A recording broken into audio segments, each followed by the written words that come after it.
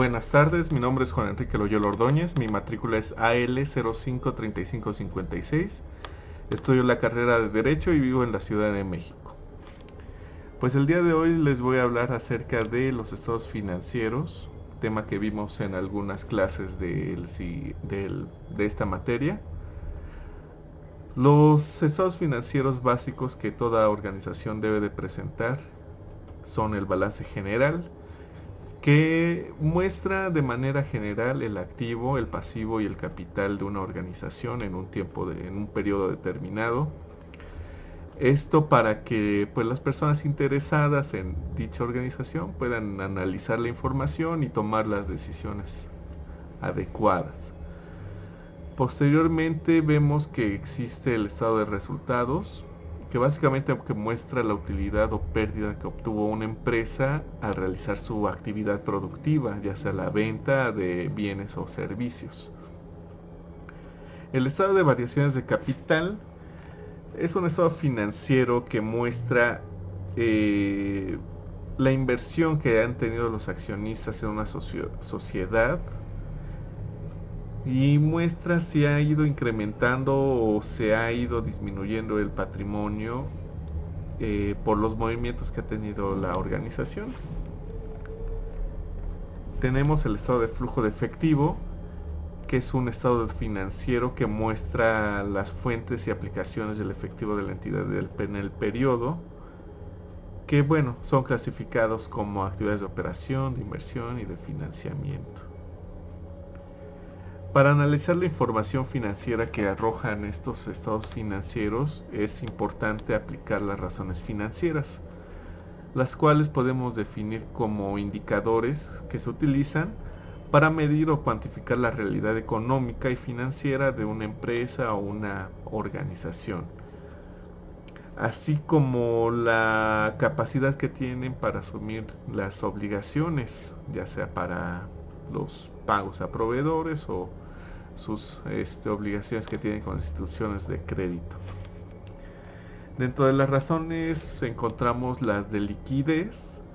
Estas razones se utilizan para juzgar la capacidad que tiene una empresa para satisfacer sus obligaciones a corto plazo, es decir, para el pago de proveedores, de créditos bancarios no mayores a 12 meses, sus sueldos y salarios, aún los impuestos por pagar.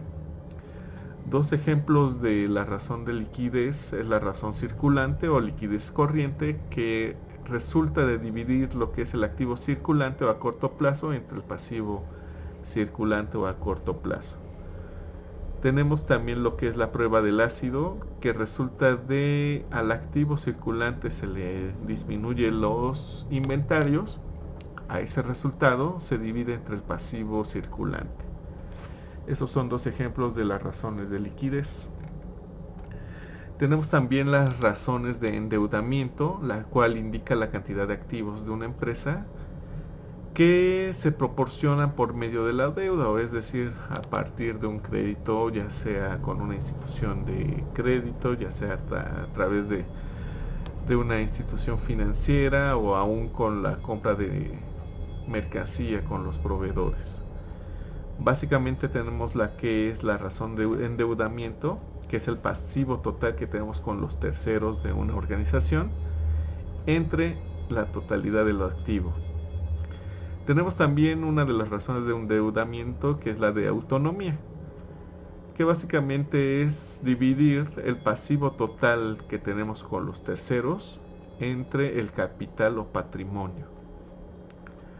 También tenemos las razones de rentabilidad, que básicamente se utilizan para ver si es rentable, por ser redundante, invertir en una empresa.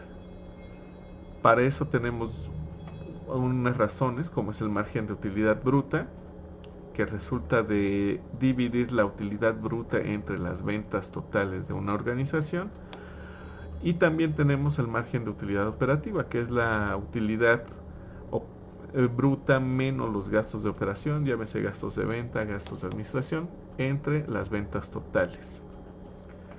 Las razones de cobertura Básicamente miden el grado de utilización que hace la empresa de la deuda y son útiles para conocer la exposición de la empresa a riesgo de cumplir con sus pagos de intereses. Básicamente tenemos, bueno, dos ejemplos de ellos son las capacidades de pago de intereses, que es la utilidad antes de impuestos entre los intereses que nos cobra una institución. Tenemos otra razón llamada de cobertura de flujo de intereses, que es la utilidad antes de intereses, impuestos, depreciaciones y amortizaciones entre el pago anual de intereses. Básicamente tenemos que esta información que nos proporcionan los estados financieros nos ayudan a tomar decisiones. Lo aprendido en clase va a ser aplicado para mi carrera, sobre todo si me enfoco al derecho fiscal. Me va a ser de mucha utilidad para poder analizar los estados financieros, para hacer proyecciones y darle una buena asesoría al cliente, al que va a utilizar la información financiera. Pues bueno, eso es todo. Les agradezco mucho la atención. Pásensela bien.